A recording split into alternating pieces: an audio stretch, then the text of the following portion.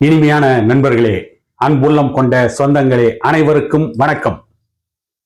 தந்தி தொலைக்காட்சி நடத்திய மக்கள் மன்றம் என்கின்ற நிகழ்ச்சியில் தேசிய விடுதலை சிறுத்தைகள் கட்சியின் சட்டமன்ற உறுப்பினர் ஆளூர் ஷானவாஸ் என்பவர் அந்த சபையில் பாட்டாளி மக்கள் கட்சியின் சட்ட வல்லுநர் என்று அன்புமணி அவர்கள் தரப்பால் போற்றப்படுகின்ற வக்கீல் பாலு அமர்ந்திருந்த அந்த அரங்கத்தில் அன்புமணி அவர்களை பற்றி மிகவும் மோசமாக கேவலமாக விமர்சித்திருக்கிறார்.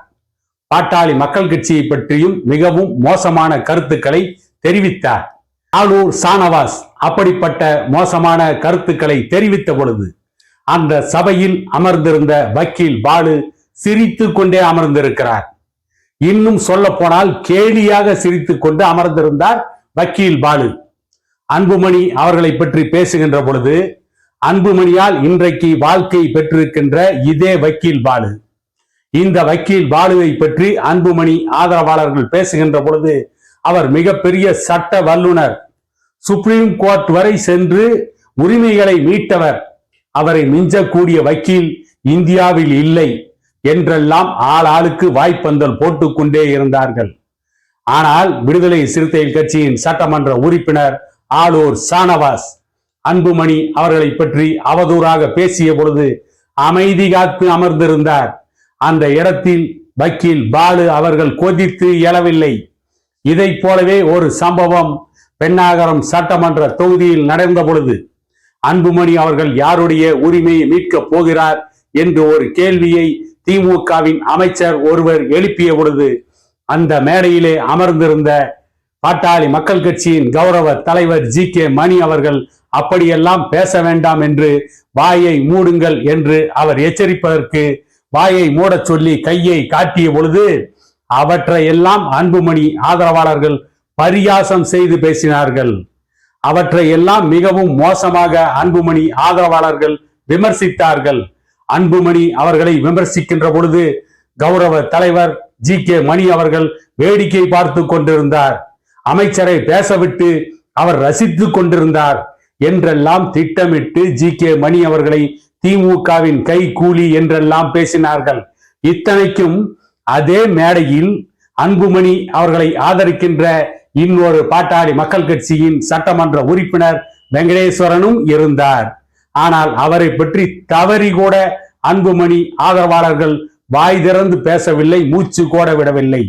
திட்டமிட்டே வேண்டுமென்றே அன்றைக்கு ஜி.கே. மணி அவர்கள் மீது அவதூறு கருத்துக்களை பரப்பியவர்கள் எல்லாம் இன்றைக்கு அன்புமணியை பற்றி ஆளூர் ஷானவாஸ் மிகவும் மோசமாக பேசிய பொழுது ஏன் வக்கீல் பாலு அவர்கள் அமைதியாக இருந்தார், ஏன் வக்கீல் பாலு அவர்கள் சிரித்துக் கொண்டிருந்தார் என்று அன்புமணி ஆதரவாளர்கள் ஒருவர் கூட கேள்வி கேட்கவில்லை. என்று அன்புமணி ஆதரவாளர்கள் வக்கீல் பாலுவுக்கு கண்டனத்தை தெரிவிக்கவில்லை. வக்கீல் பாலுவுக்கு தான் தெரிவிக்கவில்லை, ஆளூர் ஷானவாஸிற்கும் அவர்கள் எந்த கண்டனத்தையும் தெரிவிக்கவில்லை, அமைதி காக்கிறார்கள். பனையூரிலே இருக்கின்ற அன்புமணி ஆதரவு ஊடக பேரவை மருத்துவர் ஐயாவின் ஆதரவாளர்களை பார்த்துத்தான் ஆபாசமாக திட்டுவார்கள், அருவருக்கத்தக்க வகையில் பதிவு போடுவார்கள், மிகவும் மோசமாக நடந்து கொள்வார்கள், அரசியல் வரம்பு மீறுவார்கள், அரசியல் நாகரிகத்தை காற்றிலே பறக்க விட்டுவிட்டு அரசியல் அநாகரிகத்தின் உச்சமாக செயல்படுவார்கள். ஆனால் வேறு யாரேனும் குடியாத்தம் குமரனை போன்றவர்கள், சி.என். ராமமூர்த்தி போன்றவர்கள், இந்த விடுதலை சிறுத்தைகள் கட்சியின் ஆளூர் ஷானவாஸ் போன்றவர்கள் எல்லாம் அன்புமணி அவர்களை விமர்சிக்கின்ற பொழுது பனையூரிலே இருக்கின்ற அன்புமணியின் ஆதரவு ஊடக பேரவை கைகட்டி வாய் புத்தி வேடிக்கை பார்க்கும். அதற்கு இது ஒரு மிகப்பெரிய சான்று. ஆளூர் ஷானவாஸ் என்ன பேசினார்? மேல்பாதி திரௌபதி அம்மன் ஆலயத்தில் தலித் சமூக மக்களை, பட்டியல் சமூக மக்களை அனுமதிக்க விடமாட்டோம், வேண்டுமென்றால் அதற்காக உச்சநீதிமன்றம் வரை சென்று தடை வாங்குவோம் என்று பேசிய வக்கீல் பாலுவிற்கு சமூக நீதியை பற்றி பேசுவதற்கு உரிமை இருக்கிறதா என்று கேட்ட கேள்விக்கும் இன்று வரை வக்கீல் பாலு தரப்பிலிருந்தோ பனையூர் ஊடக பேரவை கும்பலிடமிருந்தோ எந்த பதிலும் வரவில்லை, அதற்கு எந்த மறுப்பும் வரவில்லை. மேல்பாதி திரௌபதி அம்மன் ஆலயம் வன்னியர்களால் கட்டப்பட்ட கோவில். அது வன்னியர்களுக்கு மட்டுமே சொந்தமான கோவில்.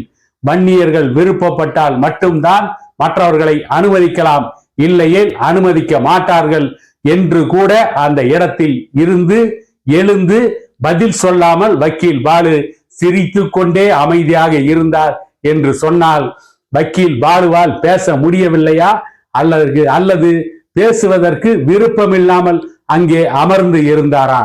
அல்லது அந்த தந்தி தொலைக்காட்சி மக்கள் மன்றம் என்கின்ற நிகழ்ச்சியில் வக்கீல் பாலுவை பேச அழைத்ததையே பெரும் பாக்கியமாக நினைத்து வக்கீல் பாலு அந்த தந்தி தொலைக்காட்சிக்கு நன்றி காட்ட வேண்டும் என்பதற்காக அமைதியாக இருந்தாரா என்ற கேள்வி எல்லாம் எழுகிறது.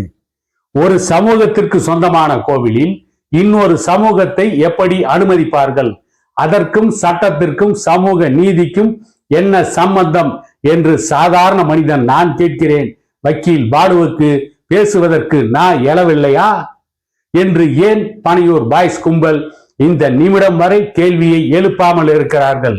வேண்டுமென்றால் பாட்டாளி மக்கள் கட்சியில் மருத்துவர் ஐயாவின் ஆதரவாளர்கள் என்றால் மட்டும் அவர்கள் இலக்காரமாக எப்படி வேண்டுமானாலும் பேசுவார்களா? சமூக நீதியை பற்றி பேசுகின்ற பாட்டாளி மக்கள் கட்சி என்று அழுத்தம் திருத்தமாக அந்த ஆளூர் ஷானவாஸ் பேசுகின்ற பொழுது தமிழ்நாட்டில் இந்தியாவில் சமூக நீதியை பற்றி பேசுவதற்கு உரிமையுள்ள உடைமையுள்ள உணர்வுள்ள ஒரே கட்சி பாட்டாளி மக்கள் கட்சி தான் என்று அழுத்தம் திருத்தமாக அந்த இடத்தில் எழுந்து தன்னுடைய கருத்துக்களை பதிவு செய்ய முடியாமல் வேடிக்கை பார்த்து கொண்டு வக்கீல் பாலு அமர்ந்திருந்தார். ஒருவேளை அந்த இடத்தில் பாட்டாளி மக்கள் கட்சியின் சட்டமன்ற உறுப்பினர் அருள் அவர்கள் இருந்திருந்தால் இந்நேரம் அருள் அவர்களை எப்படியெல்லாம் இவர்கள் வறுத்து எடுத்திருப்பார்கள், எப்படியெல்லாம் அவர் மீது அவதூறு கருத்துக்களை பரப்பி இருப்பார்கள்.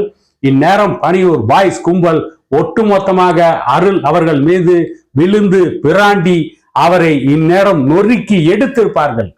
இவர்களை பொறுத்தவரை பனையூர் பாய்ஸ் கும்பலை பொறுத்தவரை மருமகள் உடைத்தால் பொன் சட்டி, மாமியார் உடைத்தால் மண் சட்டி என்ற ஒரு சித்தாந்தத்தோடு என்ற ஒரு மாற்றாந்தாய் மனப்பான்மையோடு, அதுவும் ஒரு பழமொழி சொல்வார்கள், மகன் இறந்தாலும் பரவாயில்லை மருமகள் தாலி அறுக்க வேண்டும் என்ற மாற்றாந்தாய் மனப்பான்மையில் பனையூர் பாய்ஸ் கும்பல் செயல்பட்டு கொண்டிருக்கிறது. ஆகவேதான் ஆளூர் ஷானவாஸிற்கு எதிராக வக்கீல் பாலு இடிச்ச புள்ளியை போல அமைதியாக உட்கார்ந்திருந்த பொழுது, அமைதியாக அமர்ந்திருந்த பொழுது, அன்புமணி அவர்களையே அவதூறாக ஷானவாஸ் பேசிய பொழுது, அன்புமணிதான் எதிர்கால தமிழகத்தின் தலைவர், அன்புமணிதான் தமிழர்களின் உரிமையை திமுகவிடமிருந்து மீட்கப் போகிறார் என்றெல்லாம் வாய் இழிய மேடைக்கு மேடை முழங்கிய இந்த வக்கீல் பாலு ஏன் அமைதி காத்தார்? தமிழகத்தின் உரிமையை, மக்களின் உரிமையை காப்பதற்காக அன்புமணி 100 நாள் நடைப்பயணம் நடத்தி இருக்கிறார், 100 நாள் நிகழ்ச்சியை நடத்தி முடித்து இருக்கிறார், எவ்வளவு பெரிய சாதனையை செய்திருக்கிறார். அவரை பார்த்து இப்படி ஒரு கேள்வி கேட்கலாமா என்று கேட்பதற்கு கூட அங்கே வழி இல்லாமல், வாய்ப்பில்லாமல், வகை இல்லாமல் அமர்ந்திருந்தார் வக்கீல் பாலு என்று சொன்னால், அன்புமணி அவர்கள் தரப்பில் இருக்கின்ற வக்கீல் பாலு போன்றவர்கள், அன்புமணி அவர்கள் தரப்பின் ஊடக பேரவையை நடத்துபவர்கள் எப்படிப்பட்ட கடைந்தெடுத்த சுயநலவாதிகளாக இருக்கிறார்கள் என்பதற்கு தந்தி டிவி நடத்திய இந்த மக்கள் மன்றம் நிகழ்ச்சியும், அதில் வக்கீல் பாலுவை வைத்துக் கொண்டே அன்புமணி அவர்களை பற்றியும் பாட்டாளி மக்கள் கட்சியை பற்றியும் ஆளூர் ஷானவாஸ் பேசிய அவதூறு கருத்துக்கள் எல்லாம் இன்றைக்கு சாட்சியமாக இருக்கிறது. இன்றைக்கு ஆளூர் ஷானவாஸ் பேசியதை போன்ற இன்னும் ஆயிரக்கணக்கான விமர்சனங்கள் வரப்போகின்ற சட்டமன்ற தேர்தலில் அன்புமணி அவர்களுக்கு எதிராக எழும். அப்பொழுது இந்த வக்கீல் பாலு போன்றவர்களும் பனையூர் பாய்ஸ் கும்பலும் அதை எப்படி எதிர்கொள்ள போகிறார்கள் என்ற கேள்வி எழுகிறது. அல்லது என்ன விமர்சனம் வைத்தாலும் சரி, ஐயா ஆதரவாளர்களை மட்டுமே திட்டுவோம், அவர்களை மட்டுமே வசைபாடுவோம் என்று வாழ்க்கையில் சபதம் செய்து விட்டார்களா என்பதெல்லாம் தேர்தல் பிரச்சாரம் துவங்குகின்ற நேரத்தில் தெல்ல தெளிவாக தெரிய வரும் என கூறிக்கொண்டு இன்னொரு காணொளியில் உங்களை சந்திக்கும் வரை உங்களிடமிருந்து விடைபெறுவது உங்கள் எடப்பாடி துரைசாமி.